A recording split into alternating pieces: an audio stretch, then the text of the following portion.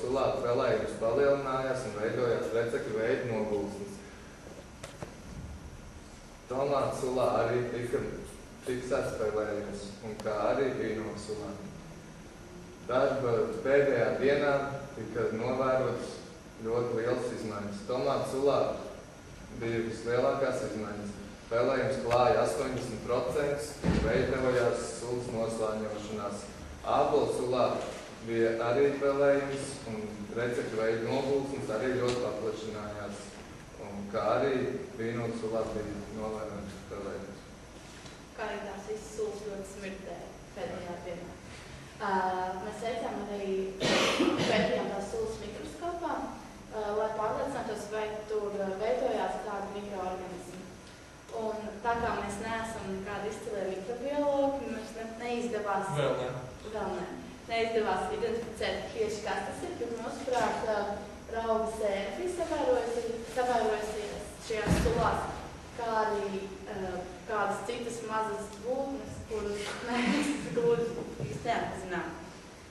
Bet pietika jau droši vien to smaku, vai negribētu tas viņa dzērt. Jā, un tātad mūsu secinājumi ir, ka ir ļoti svarīgi pareizi uzglabāt sulu, un tas būtu pasargāt no gaismas un gaisa, jo ļoti ātri sulas sāka bojāties, un tāpēc nekad neieteiktu dzert sulu, kas kaut dienu pastāvējusi vaļējā, kaut vai tikai pakā. Tātad jūs iedzersiet kaut ko šādu, kas ir pelējums sēra. Un tā kā mums pašiem ļoti garšo sulas un patīk šis eksperiments, tad mēs tam par godu atcerējām dzejoli. Ja sulu vaļā ver, tad ārā visu dzer, bet ja gaismā to turēs, par veselības tenēs. Lai būtu veselīgs un stiprs, tas sulu jādzer tā kā likts. Un ja tu sulu sargāsi, tad garšīgi to izders. Paldies! Paldies, es kāds pievienot. Man jau izklausījās, ka nedzer vecu sulu par jēni un pārvērtīsies. Kaut kāds tāds bija citāds no pasakas. Nē, tur nebija sulas. Ķersimies tad varbūt pie jautājumiem. Šis ir tas brīdis, kad kurš no mums ir gatavs atbildēt gan par eksperimentiem, gan par kampaņu, gan par savu specialitāti. Bet paldies par runātājiem un tad vārds jums klausītājiem. Tad es kā iedzīvotājs vienkārši kā veids mums, tad mums labāk uzturēt tās sulas ir augus un leduskapī, es saprotu. Labāk katrā ziņā eksperimenta rezultāts pierāda to, ka tas noteikti ir, teiksim tā, mēs jau intuitīvi saprotam, ka ja mēs auglu vai sulu noliksim uz palodzes saulē un paturēsim, tad viņš sabojāsies stipri ātrāk. Tas pats attiecās tātad otrādi. Ja mēs viņu turam tumsā, ja mēs viņu turam leduskapī, tad viņi saglabāsies ilgāk. Ja mēs viņu turam necaurspīdīgā pakā, viņi saglabāsies ilgāk. Un tāpēc tāds pieņēmums ir pareizs. Un tāpēc arī šie eksperimenti, kas to īstenībā pierāda tik tālu. Un cerams, ka pierādīsim tik tagad. Es atbildēju jautājumu? Nē. Bet, ja es nopērku to sulu lielveikalā, jau tur ir apspīdināti, tur ne tās reizes, tur visādi gaismā, tad jau tur... Tad, ja viņi bijusi necaurspīdīgā iepakojumā, tad jau nē. Tad viņi nav spīdīgi. Varbūt es tur varētu papildināt atbildēt arī. Tas ir saistīts tieši ar iepakojumu.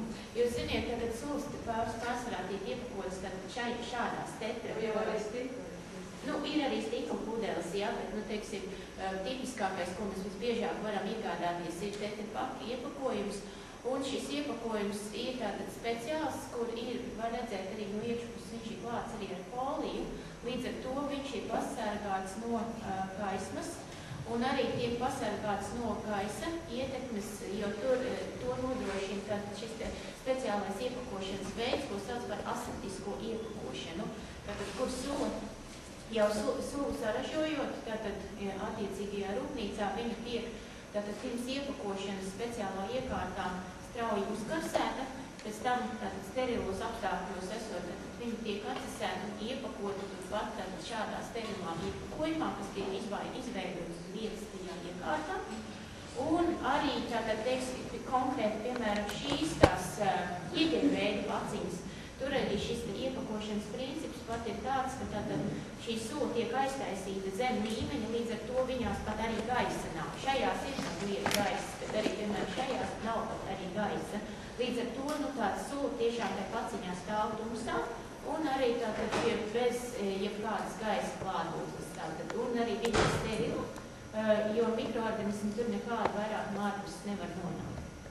Tas, kas attiecās, ja sula ir iepakota, tātad, kā jūs teicāt, pudelēs, un ja tā pudele ir caurspīdīga, tad viņi tik tiešām ir pakļauti arī gaismas ietekmei, nu, ar to ir arī jārēķinās, teiksim, varbūt pērkot sulu veikalā, ir īpaši, teiksim, varbūt krāsainās sulas, kas ir tātad sarkanās krāsas sulas, nu, kas satur konkrēti vielas antociānus, tie ir īpaši vairāk tātad nenoturīgi spilves gaismas ietekme. Nu, tad varbūt arī tās sulas, ja viņas būs glabājušās caurspīdīgā stikla iepakojumā, varbūt veikala plauktos un saulē, viņas tik tiešām savu uzturvērtību būs daļai zaudējuši.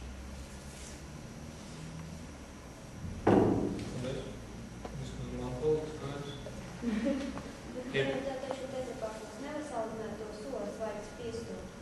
Bet, protams, ja jums ir izvēles iespējas, ja ir izvēles iespējas, protams, svaigas piestas sula būs, nu, viņa būs tieši tāda, kā jūs arī spiedīsiet no tā augļa. Teiksim, tetrapak sulas, nu, viņas vienalga ir termiski apstrādātas, un, teiksim, termiskās apstrādes rezultātā arī, protams, tas pats C vitamīns, arī citas bioloģiski aktīvās vielas jau iet bojā daļēji. Tātad, bet, nu, teiksim, pēc šīs termiskās apstrādes tomēr to pārējo laiku, tas, kas tur ir saglabājies tomēr labāk šajā pakā. Svaigas piestājām sulām problēma arī ir tā, ka, protams, mēs viņus nevaram ilgi uzglabāt. Tas ir tas, ko arī skolnieki teica, ka, teiksim, tas ir pilnīgi tāpat kā atvērta sula, tātad mums viņi ir jāizdzer tūlīt un ātri, un ja tas tā nenotiks, tad mēs jau pēc pāris dienām varbūt atratīsim sabojājušos sulu. Vai jūs varat salīdzināt C vitamīna saturu svaigas piestās un tetrapakos? Cik apmēram varētu tieši termiskās apstrādes. Tas ir, protams, arī atkarīgs no šīs apstrādes veida, tātad cik augstā temperatūrā, cik ilgu laiku bijusi šī termiskās apstrādes ietekme. Bet šie zudumi var būt sākot no kaut kādiem 30 līdz 60–70%. Protams, tie augstākie būs tajā gadījumā, ja tā apstrāde būs ilgstoša, un arī varbūt arī augstās temperatūrās. Bet šeit ir vēl viena nianse. Piemēram, apelsīni, kas ir noplūkt no koka, tad ir valstī, kur ir izauga. Un apelsīns ir pie mums. Nobīra laika ziņā. Ja? Mēs tiešām svaigu apelsīnu sulu. Protams, ka viņi ir izdarot glāzi, jūt iecēt vaigos un visi, ka nākās tur ir no citas vielas, kas šo te asins riti un asins vadas paplašanu un tā tālāk. Bet attiecībā uz C vitamīnu, teiksim, izspiežot no tās sulas turpēm Itālijā un Brazīlijā, tālāk veidojot koncentrātu, viņu izsaldējot un tālāk sasaldēt atvedot šurp un tālāk atkausējot un atšķēdot un sterilizējot un liekot paciņā, šim te paku sulā ap 35 mg 100 gramiem saglabājās. Ja? Tad viens apelsīnos, ko mēs veiklā pērkam, ir kaut kur ap 50, varbūt 60 mg 100 gramiem. Mēs zemāsāk. Ja? Tā kā tur tie niansītes ir arī vēl šāds. Protams, ja mums ir ābola laikā āboli, tad tikai jāēd kā āboli, kur tur ar sulām ņemties. Ja? Tā kā mēs vēl lielā ražu gribam ziemai saglabāt, daļu mēs labāk paglabāt. Tiešām atturēsim tumsā, labām, mitrumā, atbilstošām, viņi nesarūs un visi kārtībā vēl pat tās pēdējos man domās sveigos šī iepriekšējā gada ābolu viņš apēd. Bet daļu mēs tomēr arī ābolu sulā sašpiežam. Ja? Un tad to sulu spiežot, tad arī dienā garšo super, bet tādu tiešām saglabāt nevar. Tad tiek karsēta, tieksim burkās, un leķē vārds virsū, un tad vēlams pagrabā, tumsā, atbilstošā vēsumā, un tad tā burka glabāties un nebojāsies, kamēr vārds viņš nepārkūsies. Protams, C vitamīns ar gadiem 3 gadus glabās krītās, ja? Tas mēs bērnām. Ja? Bet tās niansītes ir tad vēl cik tas augus svaigs. Ja? Un sakiet par gadus glabšanu. C vitamīns arī Daudzu? Par gadas glabšanu. C vitamīnas daudzums arī samazinās. Šeit tomēr tajā pakā ir tumsa, skābeklis nav. Termiski tur siltumā baigā, 40 grādos neturēt varbūt tās, ja? Principā pakā glabāt neatvērts. Ir diezgan stabils glabāšanas veids, ja? Droši vien vērts